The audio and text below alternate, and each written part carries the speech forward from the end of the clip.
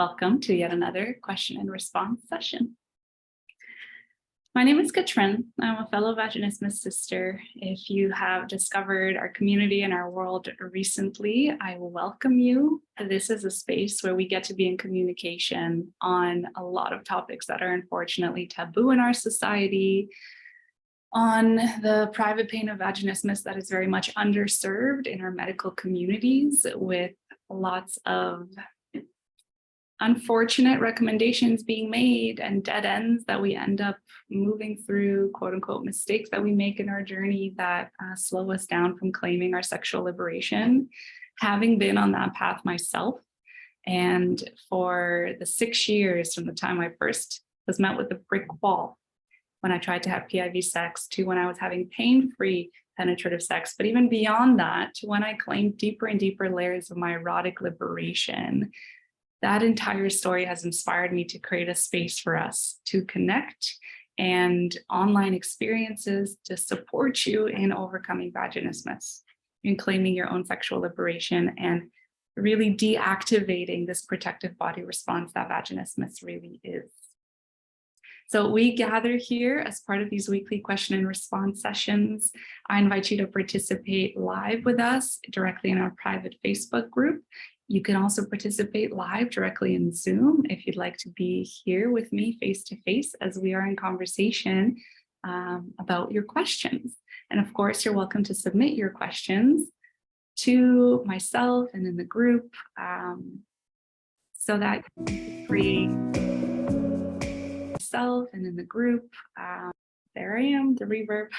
I just wanted to open the page so I can be in conversation with you. If you wanted to, be in the comments literally while we are live so that we can deepen some of the pieces that you feel might be relevant for you, and you can ask more questions if that feels right. So I always like to summarize this piece on why Q&R, why question and response rather than Q&A. I really don't believe that any one of us has the answer. And I don't think there is one answer that applies to every single body, every single human, every single experience. We all have unique experiences in how we have come to this place of experiencing vaginismus. I don't believe it's a sexual dysfunction. I don't believe it's something that we have, even because taking it on as something like this creates almost a dysfunctional identity that we live into. I very much did in my own story and my own life. And I encourage us to think about vaginismus as a short-term experience that we're in right now that can be let go of, and we can absolutely overcome it as I did. I'm having pleasurable penetrative sex without limitation. And there's also so many other layers emotionally and erotically that I feel like I have let go of. Not only the physical pain, but a lot of the emotional pain that was intertwined in such a physical experience, right? The excruciating pain between our legs, I don't think could ever be explained to somebody that has never gone through vaginismus. That's why I don't feel like anyone who is not a fellow Vaginismus sister can truly understand. And that's also part of the reason why I wanted to create this community that I have been doing over the last 5 years, ever since I started sharing my story online, so that we can be in sisterhood around this rather than trying to overcome vaginismus in isolation. Okay. The other thing you'll come to learn as you're involved in this conversation with me for longer and longer periods of time is that I am a massive believer of a holistic approach. And that is the reason, that is the way that I support my clients in being able to experience the same things that I did, but without needing to go through the 6-year process, right? And I know that many of us and many of you may have been on this journey already for a long time. I believe that there are certain missing puzzle pieces that you are meant to discover. And I imagine in our community is a beautiful place to do that, so that you can take the puzzle pieces that we're missing in their fullest capacity to support you in the emotional components, the erotic components that are often overlooked in our medical community, and then also in a more whole-bodied approach to the physical pillar as well. So there are really 3 pillars that we play with, we work with: emotional, erotic, and physical. And that is just simply what I found works. There is no one single recipe, but there are definitely principles and pillars that are applicable to the greater journey of overcoming vaginismus. And you get to, based on those principles, find the strategies, the tactics, the practices, the techniques, the modalities that actually work for you. And there are a lot of them that we get to explore and experiment with as part of our more involved group journeys, for example, or one-on-one mentorship if that's how you desire to be supported. So I'm going to start with the 3 questions that we have already. And I also see there's a beautiful question coming through. So I'm going to cover that as well. Thank you, Elle, for asking. So our first question: how do I know if I definitely have vaginismus if the doctor still doesn't know yet after nearly 2 years? And I think this is the doctors. The doctors still haven't figured out after nearly 2 years this diagnosis of vaginismus. So how do I know? This is a great question. And I want to preface it by saying what I feel like we've got to come to a sense of confidence with is that we have the best understanding about what is going on in our own bodies.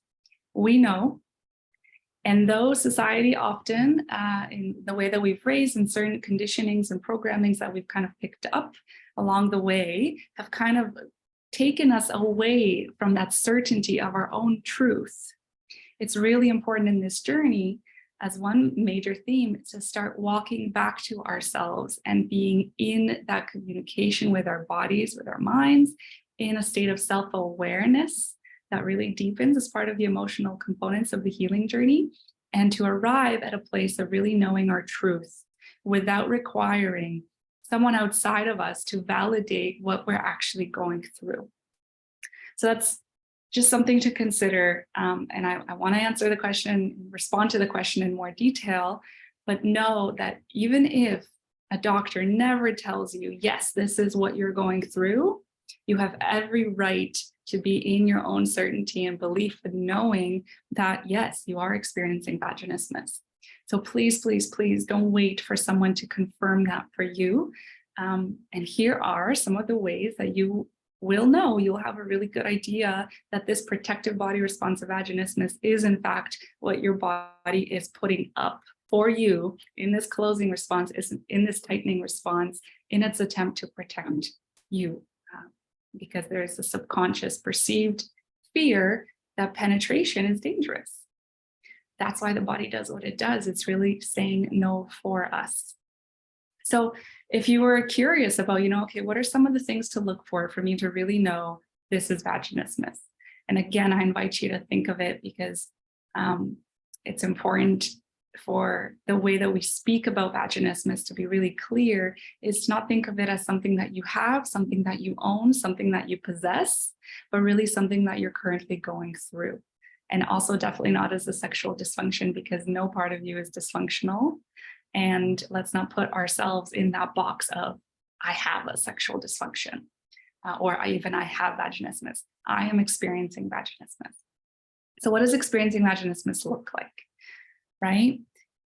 It is an involuntary and really a subconscious-led tightening response and contraction of our pelvic floor muscles.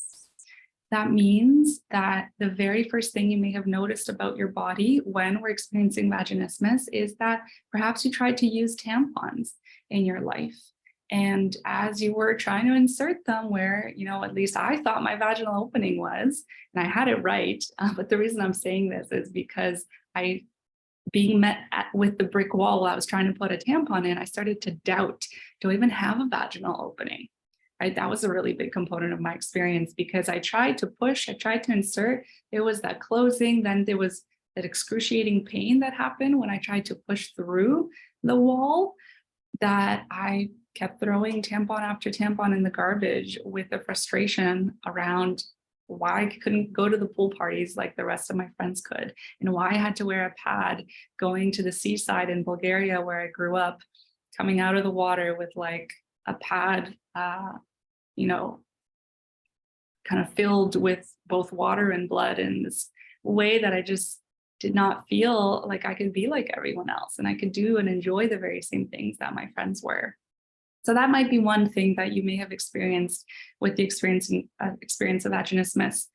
You may have tried to have a pelvic exam, and if your story was much like mine, with this speculum kind of coming your way, your butt may have lifted off the table in anticipation in this bracing response to the speculum.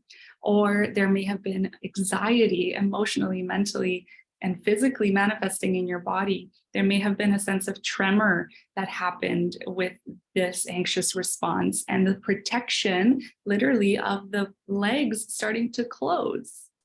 Also subconsciously, right? Not because we consciously decided to close our legs, but they just kind of do that for us, just like vaginismus is a closing response.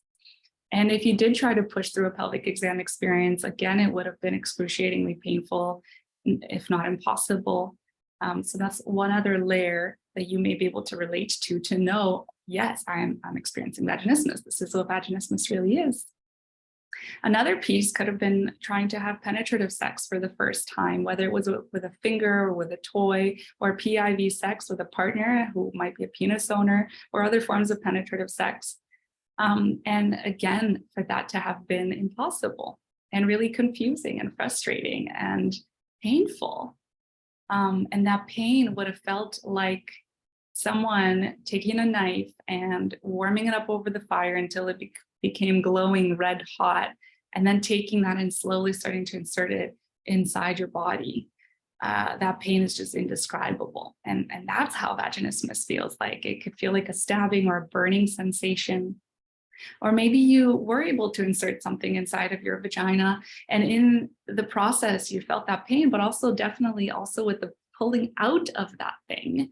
For example, pulling out a tampon and trying to playing tug of war with that string, pulling it out of yourself. That experience is also one example of, oh my goodness, this could be vaginismus. This is the protective body response of vaginismus, because the body is bracing, it's tightening, and it's holding whatever it managed to allow inside. And on the pulling out action, that burning sensation is also a piece of evidence that, yeah, your body is in protection mode right now. It is in the freeze response that vaginismus really is. And really the lack of safety on many levels that we are experiencing, and therefore we're not able to surrender and really open and allow a visitor up in there and the connection of another human body in this way. Yeah, so Elle says, that was me. It felt like my anatomy was wrong at first. Absolutely. I thought I don't have a vagina, I don't have a vaginal opening, and this must just be the way it is. But aside from some of the physical components that I already mentioned around knowing that you're experiencing vaginismus, there are so many other themes and layers that I have seen in my work over the last 5 years with supporting you with overcoming vaginismus that are actually quite common between us. Okay, so I'm going to mention some of them now. And first, I'll just start with another couple of more physical elements that serve as a bridge between the physical and emotional. And one of those is that many of us struggle with swallowing pills. I was not able to swallow pills when I was younger. I would kind of needed to transition between crushing them up and putting them in water, and then starting to practice with little pieces and then bigger pieces. But many of us share in this experience of struggling with swallowing pills. And again, the way that I explain this is that our entire body and nervous system is in a state of freeze. We are closing. We're closing at the pelvic floor, but we're also closing at the throat. And a lot of the suppressed emotion that we hold in our body that actually manifests as this closing response, I like to think of it as that the bottom layer, our pelvic bowl, our muscles at the bottom kind of serve as this container to hold our pain at the bottom.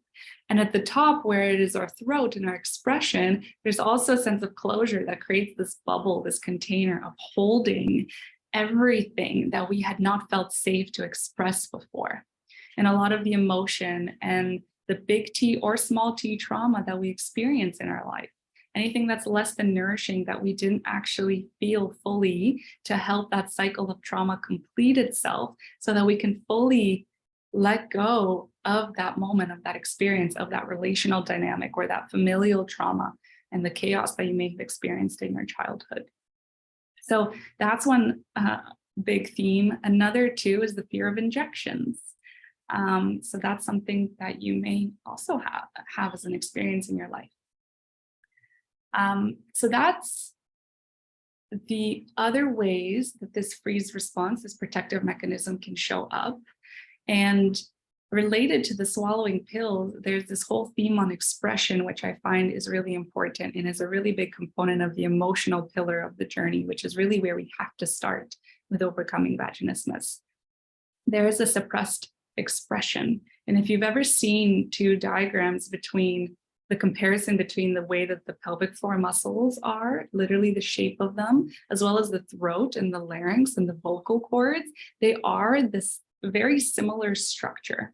And aside from that, energetically, they're quite similar. And we can kind of go down the rabbit hole of what some people might consider woo-woo, but in the way that our embryo was formed, energetically, our pelvis was right beside where our throat was being developed.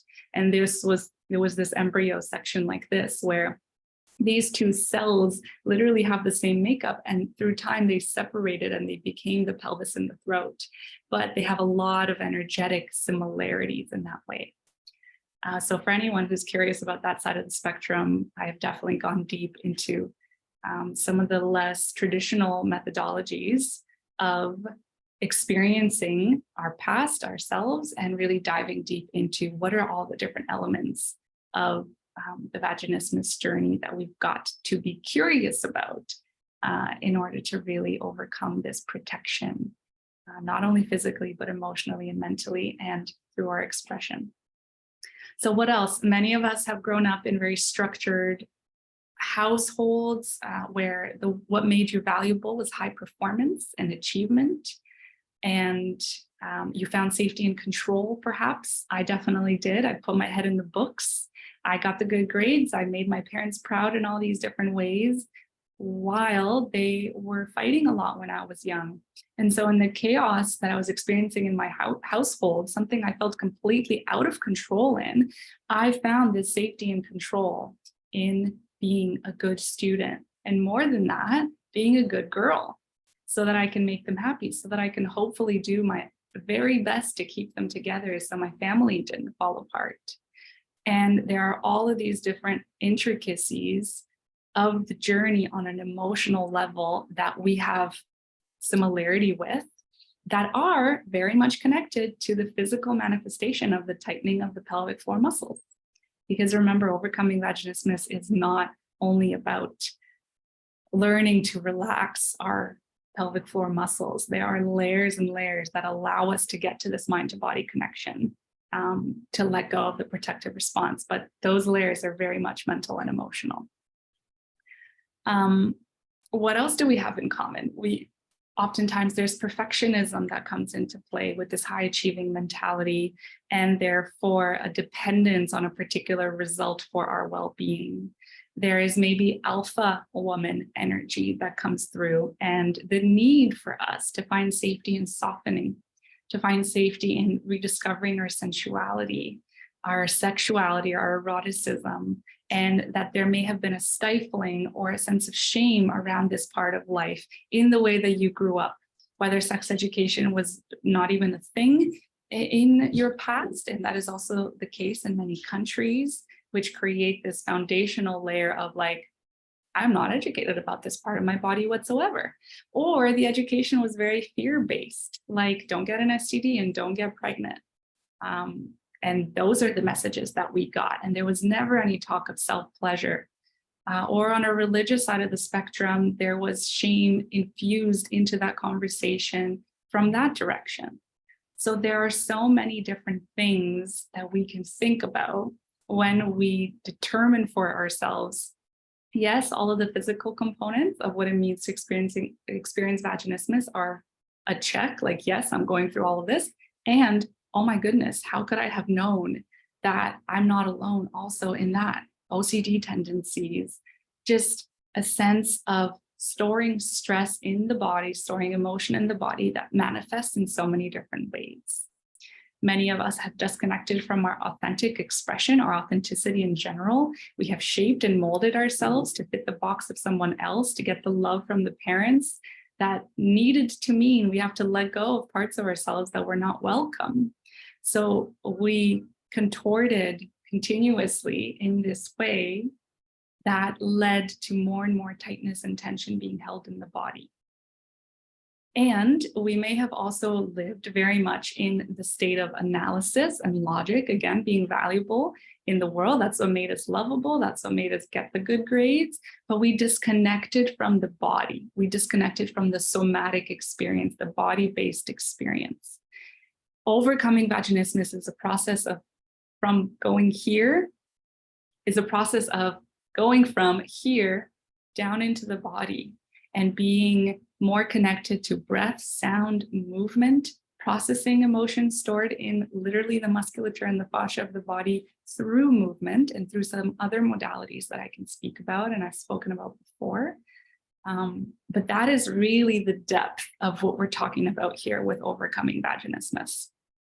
So to respond to that question, I invite you to please make your own conclusions, educate your medical professionals on what you have found, encourage them to learn more, because you will see how many doctors out there don't know about vaginismus, and we've all grown up in a shame-steeped culture around sex and pleasure altogether. Unfortunately, our medical society has a lot to learn on some of these topics and themes, but if you see someone who is supposed to be helping you not be educated in this topic, allow yourself to let go of that connection, hopefully educate them in the meantime, and find someone else who knows, and ideally someone who has experienced before so that they could really understand you. And know that a diagnosis is not needed for you to let go of this protective response. If having a diagnosis feels comforting and nourishing to you and gives you the sense of certainty, find the person who can give you those answers, because they do exist. But at the end of the day, trust yourself most. Okay, please trust yourself most. So I'm going to read some of these comments here.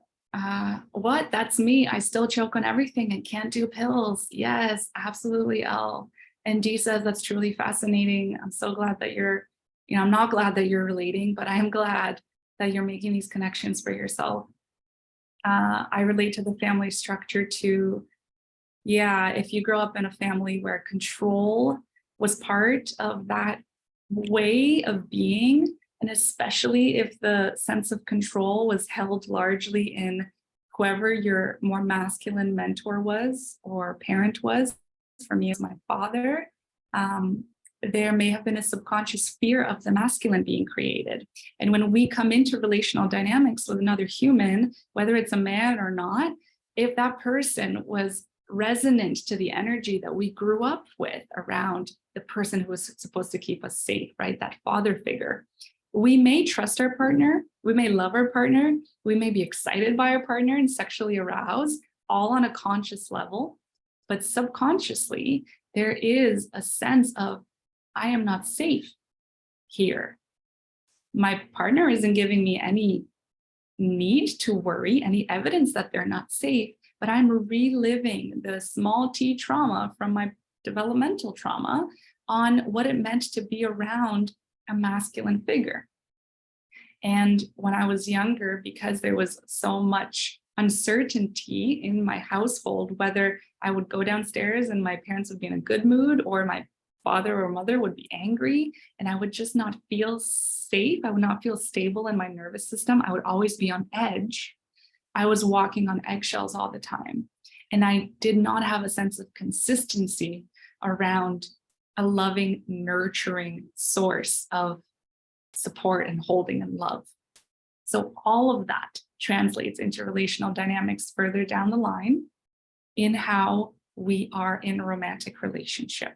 And vaginismus is one little red flag that says, oh, something's off here. You don't feel safe to surrender. You don't feel safe to open. Get curious about why that is. Get curious about that, why that is. And oftentimes we're going to come back to what we learned about being around the masculine and what subconscious fear may have existed around that. So Elle said, I honestly have no idea who I am because of that. My whole personality was being good. And now that I don't live at home, I don't know what that even means. Thank you so much for sharing that. Yeah, many of us need to walk this path from letting go of the good girl tendencies that we picked up, which were the reason that we were loved and valued and felt like we belonged. And all of those things are so important. And in some of the trainings that I run, we talk about the two main needs, the need for attachment and the need for authenticity, and how we set the need for authenticity aside when our need for attachment is at risk. And we have done that as kids, and that's why we have lost ourselves. And this entire journey, right, the beautiful G that I supported over 4 months together in our Sexually Liberated one-on-one program, she became a mother throughout these 4 months, a dream come true for her. I remember on our last call, looked at me and she said, Katrin, this was never about the sex. This was never about the pelvic floor muscles, was it? And I looked at her with this sense of, oh, you got it, this connection. And she noted for herself, I have found who I am. I have found a sense of aliveness. I have let go of so many of the layers of who I actually pretended to be in my life, with also a strict family dynamic when she grew up. And really, the journey of overcoming vaginismus is very much a journey of finding ourselves and finding who we are authentically and being able to feel safe to express that in the world and also in the bedroom. The way that we do one thing is the way that we do most things. So sometimes the access point to healing certain aspects of ourselves lives in the bedroom, and that's where we access it. And sometimes it lives in the way that we show up at work. And then those pieces of growth and healing, we then infuse into our relationship dynamics and our love lives and our sex lives. So it's a very intricate journey. And I feel that my genius zone in the way that I support you in overcoming vaginismus is really looking at the holistic picture of what this is like. So Elle says, mine was both parents, dad being extremely emotionally avoidant, and a bunch of bad dating experiences after in my teens and young adult years. I'm extremely distrustful towards men. Thank you for sharing. Dee says, I know my father deeply loves me and my mother. I guess growing up, though, I was fearful around him because he was gruff. He could get angry fairly easily. Can very much relate to that, Dee. Thank you for sharing. And she says, that's hard to say because I don't want him to be a part of this. Yeah, I also didn't want my dad to be a part of my sex life. And you know your truth. You know how much that plays a role in your experiences, that plays a role in any of the other physical manifestations that may have come up. And another layer of that is also the tension we hold in our jaw, in our mouth. That stifling, that suppression, that anger that we have held onto also lives right here. And that's another way that our parents show up literally in the physical manifestation of our body. So that would be a really curious thing for you to explore in more depth whenever you feel that it's relevant and whenever you feel ready in your nervous system, if that is even relevant for you, right? Because you get to decide. Don't listen to anyone telling you what's true or what's not. So I'm going to scroll up here to this question. So is this something I can recover from without a physical therapist? Everything felt worse after going, so I stopped, but I am worried that I need it. It's a beautiful question, Elle. My first response to this, yes, this is something that you can overcome without a physical therapist. Why do I know that? Because I did it. I feel like there was a purpose in me not being supported by a lot of the medical professionals that can support us in this journey, is because I needed to walk the path to all of these dead ends, make a lot of the mistakes that I made so that I can share them with you now. And that's just part of my life journey, that I needed to take almost the harder road in some ways, right, every road is hard. But in some ways, I needed to be in full isolation around this so I can really see the value of sisterhood now. And so that I can create this value for you now. And this has been my life's work in the last 5 years. That has been the most fulfilling work that I've ever done. So that's the purpose there for me. And that's why I say, yes, you can. The fact that you said everything felt worse after going is what tells me that I feel like you did a beautiful thing for yourself, a form of self-care, to step back, step aside, step away from the environment and the experience that actually didn't feel so nourishing for you anymore. And it may have been doing more harm than good because you felt worse after going. The way that I see this is that you needed to engage in the emotional components, some of the relational dynamics, the erotic work before coming back to the physical. We way too often approach the physical before we're ready for it. And therefore, what does our body do? Well, it continues to do that protection thing it does, to close, to say no, because it was not ready on an emotional and mental level. And hence, you needed to give yourself time before you can come back to the physical. That means when you make the choice to come back to the physical, and it's a really intricate step, and of course, you know yourself best when you're ready, but there's lots we can talk about that for that as well. You get to decide how you choose to be supported in the physical. And I'm a big believer that if we arm ourselves with the best support network possible, with all of these different facets, like a vaginismus mentor, like a pelvic floor physical therapist, you will overcome vaginismus maybe in a more easeful way because you're armed with a team. And pelvic floor physical therapists can be incredible for supporting us with the physical process of dilating and trigger point release and a lot of the other work that is on a physical level, for which it may be beneficial for someone to actually be looking at you vaginally, using their hand, their fingers, a dilator, whatever it might be. But it is possible to overcome vaginismus without them. And some women that I've supported have found that they have made progress faster at home with never attending a pelvic floor physical therapy clinic. And in one case, it's actually also G's story, she was armed with a pelvic floor physical therapist, and that woman had said, I have never seen someone make progress as fast as you have. And G was glad that she was going to the pelvic floor physical therapist in collaboration with working with me in the same way, right? It was that two-pronged approach, in-person physical and online mentorship and coaching.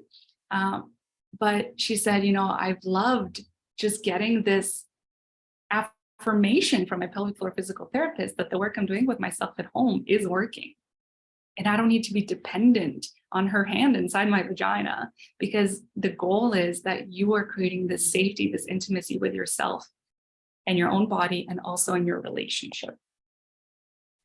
So that's what I want to say about that. Dee says, I bite the skin just inside of my lips. Before I did that, I bit my nails to the nub. So yeah, mouth tension applies well to me.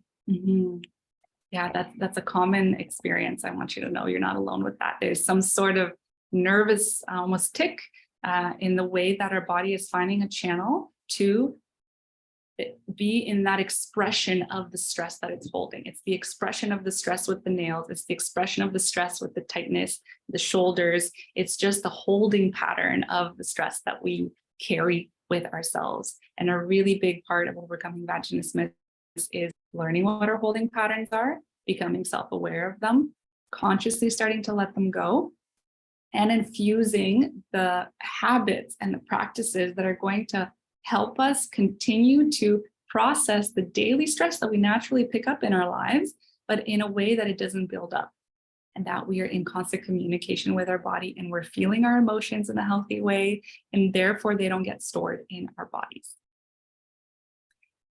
So next question, is it normal to have pain on entry, which then eases, and then more pain much deeper inside? Yes, this is very common, and I want to make a distinction between normal and common.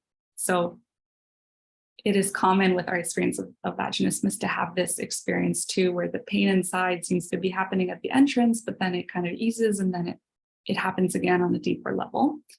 And it is not normal, because this is not something that we want to perceive as a normal part of our sexual experiences and our penetrative experiences, so that we don't consider it as something to tolerate, right? Because if something is normal, then, oh, okay, well, this is a part of life, I have to deal with this. No, this is not normal. You don't need to be experiencing it. And since you are right now, again, a short-term thing, which you will overcome, and I know that, it just means that it is common. And yeah, I had similar experiences where the tightness at the vaginal opening seemed to be pretty intense.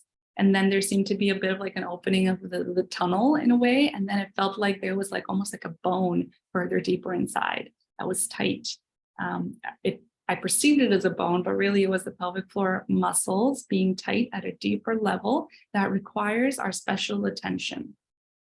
So a discussion we can have here is a discussion on trigger point release, on certain dilating practices and strategies, also tension and trauma releasing exercises that do not involve penetration, so that you can help yourself release the physical tension that's stored in the deeper layers of those muscles from the inside out. And the body does this beautifully through neurogenic muscle tremors. This is almost a self-cleaning function that the body has, that all animals have. It's a slight tremoring, but it is induced literally unconsciously through the central nervous system. It's not like we're standing there and we're shaking. In my sessions with people one-on-one and in groups doing TRE, tension and trauma releasing exercises, we start with that tremor starting to show up in the legs, and then it moves up into the pelvis, and it feels so good to release.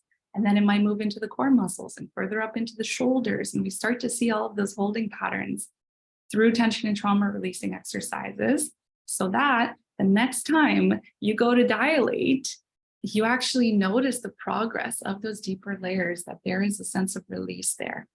And of course, we supplement that also with the internal massage, trigger point release, also called vaginal de-armoring, that I have video guidance about as well as part of my dilating course. And there's lots of details and intricacies to discuss on that as well. So Elle says, and also D agrees, right? OMG, yes, the bone feeling, that's a great description. I agree, that bone description is good. Yeah, so that's a common thing. It just feels like, is there supposed to be a wall there? I don't think so. That's what's happening. Okay, so this is our last question. How can I work on improving psychologically to overcome vaginismus? How can I work on improving psychologically to overcome vaginismus? So even in this conversation already, I touched on so many of the themes that are applicable, that are holistic, right? Physically, emotionally, mentally, spiritually, also the big T and small t trauma, the relational dynamics that are at play. So psychologically, we got to start to be curious about different aspects of our life that may have contributed to us experiencing vaginismus. And another one that I'll say just now, because it came into my awareness, is how vaginismus is our best form of contraception. If we can't get the penis inside, it can't ejaculate inside of us, and therefore we can't get pregnant, right? So if we had this fear of pregnancy in our lives, that could have been one of the only reasons, maybe the biggest reason, that we were experiencing vaginismus, because we were scared of getting pregnant too early when we didn't want to. And that's just the best way to make sure we don't. So that's a whole other layer. So how can I work on improving psychologically, right? The how. So we've got to be looking at the personal traumas of our lives, the way that we grew up. And really at the foundation of that is what created a lack of safety in our nervous system and in our body and in our mind. What are we subconsciously resistant to or scared of? And we've got to start to be real with ourselves about these elements that do play into how our pelvic floor muscles are currently reacting. So that can be done through many different modalities. Of course, speaking about it is a beautiful thing. Talk therapy is a beautiful thing, but I want you to remember that our conscious mind is responsible for 5% of our behavior. The other 95% of our behavior is run by the subconscious mind. That is the iceberg underneath the surface of the water. That is the chunk that leads us, that makes us behave the way that we do. It's really our programming. And that programming, unlike popular belief, and this is also a way that I used to understand it, it does not live in just the brain cells. The programming, the subconscious mind, actually lives within each cell of our body. The body keeps the score. The body holds the trauma. The body holds all of our cellular memory of everything we've experienced. So we heal through the body. I have not yet seen any of my clients heal through talking. Yes, we talk. Yes, we process. Yes, we connect, and connection and sisterhood is such a massive component of this. But we have to work with the body through movement, breath, sound, which are the 3 principles of Tantra for anyone who's interested in Tantra. But we have to come in communication with what the body is holding and what it's storing, and let the body tell its story, and let the body release the emotions that have been suppressed for so long. And we process that through talking, but it also very much involves the deep, intense, sometimes work of the somatic release through the body. So I touched on safety, but another thing to really get curious about is how safe have we felt to be vulnerable before? Penetrative sex is the most vulnerable thing we could ever do, especially as vagina owners, where we let another person, another human being inside of ourselves. We are asked to find a sense of surrender and opening in such a vulnerable experience. That means we have to process a lot of the other times that we were hurt when we tried to be vulnerable. We felt rejected when we put ourselves out there. We felt embarrassed when XYZ. We showed more of ourselves. We took up more space. We were louder. We were more expressive, but we were told to be small, to be quiet, to not talk so loudly at the dinner table, to give that uncle that we felt, we didn't really want to be around a hug because we needed to be nice. We need to notice where before we were hurt in this space of vulnerability and reweave our patterning and our experience of vulnerability in that relational dynamic and also with ourselves. This is a journey of self-love. So forgiveness of self is a massive piece. Forgiveness of others is very helpful as well, but we absolutely don't have to have forgiven everyone 100% in order to overcome vaginismus. Okay, I know that. Our relationship to the body is a really important theme. We've got to start to be in communication with our vulva and our vagina. And I'm serious about this. Our body communicates with us through physical sensations. So we've got to be in touch with what she's trying to tell us, the pain that she holds, how she feels about the fact that we had ignored her for so long. And we may have even spoken badly about her, or we thought she was gross. I did. Vaginal discharge and wetness down there for me was something I did not want to have anything to do with. So it's a rebuilding of that relationship. I also mentioned before emotional processing and expression. So opening our throat, voicing our concerns, standing up for ourselves, setting healthy boundaries. We've got to bring light to the darkness. And we've got to really start to love the parts of ourselves that we have rejected before. In the realm of pleasure, that might also mean coming into a place of love and curiosity and playfulness and excitement about some of the ways that we desire to express ourselves, some of the things we want to try and experiment with in the bedroom and outside of the bedroom, wherever you like to be expressed in your eroticism. But that's a massive component of the journey psychologically, right? Is the relationship to pleasure, the shame that we hold about certain things, the kinky part of ourselves that may want to be expressed, the ways that we force ourselves to be expressed sexually before that never felt right to us. And when we didn't hear the body's no and we pushed through anyways and we ignored her, and therefore she was hurt and she stopped trusting us. She stopped trusting us that we were going to hold her best interests in mind through our voice, that we were going to say no if she was saying no. How many times have we been in a situation sexually that didn't quite feel right, but we rolled with it anyways because we were trying to please our partner, create pleasure for our partner, and we overlooked our own desires, our needs, our sense of safety. So play and really play outside of the bedroom too is starting to play in our lives in this innocent form of exploration, and the little girl that maybe never got to be a little girl before. So what are some of the interests that you want to tap back into? The creative side of your expression. Our sacral chakra and our root chakra is very much something that has to do with safety, but our sacral chakra has to do more so with creativity. And that's where the womb lives, which is the space of creation.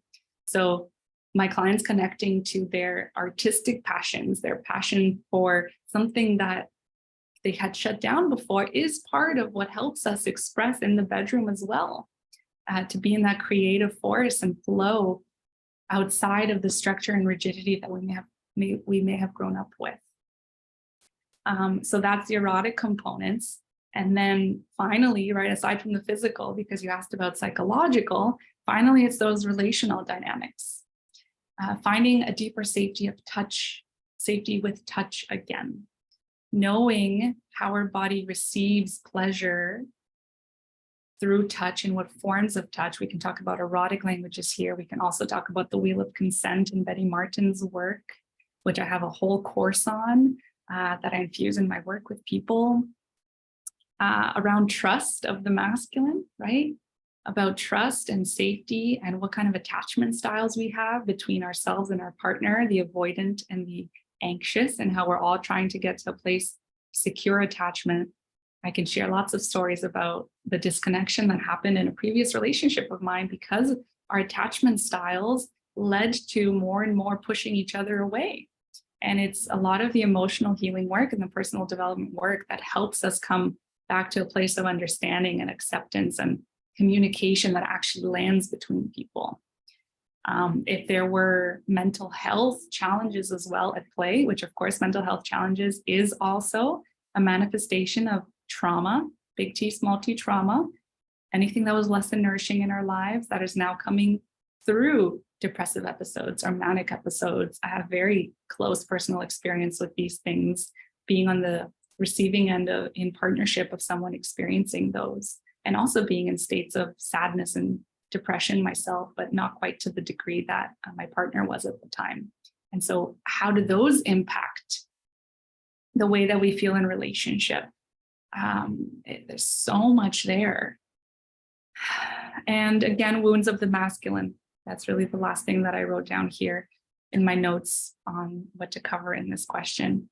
There is a repression of the feminine that may have been the case for you as it was for me when I saw my mother not taking very good care of herself and not really being fully expressed in the softness and sensuality and self-care that I would have really loved to see her enjoy for herself. But of course, she was going through a lot of stress in her relationship and otherwise that didn't allow her to really show me what it is to be a woman who nourishes herself and takes care of herself. And so I never got connected to this idea that self-care should be a priority in my life. And that's another massive component of overcoming vaginismus. So these are the ways that you can work to improve your experience of vaginismus psychologically in order to overcome it. This is what is required on that path.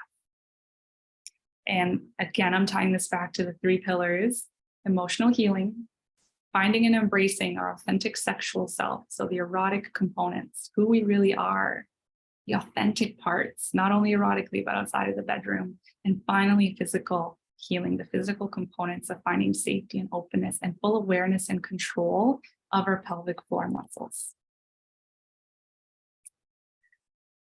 Yeah, so Al said, the question, is there a time I get really anxious, I'm going to hit the cervix and I'm not sure how much of the dilator I should be inserting? Do you have any advice on this or relieving anxiety around it? Yes, I do. So you get anxious that I'm going to hit the cervix and not sure how much of the dilator should be inserting. So I almost want to leave this question for our next week because I need to be somewhere at 2 in 7 minutes. And I want to make sure I take enough time to respond to this question in enough detail for you to make it be valuable, okay? And for the rest of our fellow Vaginismus sisters. So I'm gonna note that down and get back to it. Really, the short response here is that our vagina is very capable after the process of tenting to actually intake as many as 5 to 6 inches. I might get my math wrong there, but the capacity for it to hold our partner is beyond what I ever thought possible. And that is just a matter of the amount of readiness that we are in, the amount of invitation that our body is naturally doing to be in full relaxation and surrender mode physically. Dilators to insert at first, the smaller ones, you can insert them fully, no problem. And that should kind of be part of the process that you're looking to tick off the box to say, okay, I'm ready for the next dilator. But when you get to dilator 4, 5, 6, 7, 8, I would say especially 5, 6, 7, 8, sometimes we don't even need to work with 8, but you don't need to insert that dilator all the way. And remember, in penetrative sex, you decide what feels good to you. You decide how much of your partner you want inside. You never have to have his whole penis inside of your vagina if that doesn't feel great for you. But also know that there are beautiful ways that you can have cervical orgasms, and that is through gentle stimulation of the cervix. I haven't had a cervical orgasm yet. That's part of the edges that I'm playing in. So I can't speak from personal experience on this, but through some of the mentors that I have and some of the things that they've shared, hitting the cervix isn't always a bad thing. At first, it might be painful because it stores a lot of emotional and energetic trauma, actually emotional pain. And hence there's lots of cervical healing that needs to take place. But after that's cleared, there's a lot of potential for pleasure there. Okay. Dee says, yes, I feel lately that I need to forgive my uncle who tickled me and my brother endlessly. Oh my God, we were just little kids and we were kind of afraid to get near him. It was way too much. Dee, if you dive into my emotional healing journey parts of my work, you'll see me speak about my tickling story. Tickling has a lot to do with experiencing vaginismus, okay?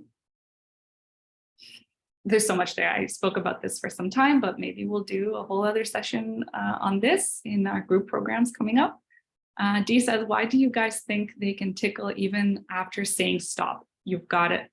You hit the nail right on the head. Yes, it's a weird dynamic. You learned in that moment that you saying stop, you saying no, does not actually mean anything. It was that solidarity over your body, that sense of control of your body, that you get to say what you desire and that is going to be listened to, that got taken away from you. You learned that your body was not your own. And so what does the body do? All right, well, that means I got to protect myself because nobody's going to listen anyways. There's no safety created. And that's how vaginismus comes to be. It says no for you, having heard that your vocal no was not listened to. And so it went to the depths of its capacity to protect you by saying no by itself. And I imagine there's some mind-blowing moments in there for you. So I invite you to sit with that and yeah, forgiving your uncle for tickled you and your brother after you said stop is probably a massive component of that association to vaginismus for you uniquely. So thank you for being here. Thank you for joining us in the recording. If you're watching, please do comment your insights, your takeaways in our Facebook group video, as well as on YouTube if you find this video there. And I invite you to drop your questions for next week. We already have one, and we're gonna keep diving into your curiosities. And I also want you to know that I'm right here. I'm a real person. All of these beautiful humans that are part of our community have unique stories. I invite you to connect. I invite you to share. Let's kick some vaginismus butt in community rather than isolation. Okay? Have a wonderful rest of your day. Bye.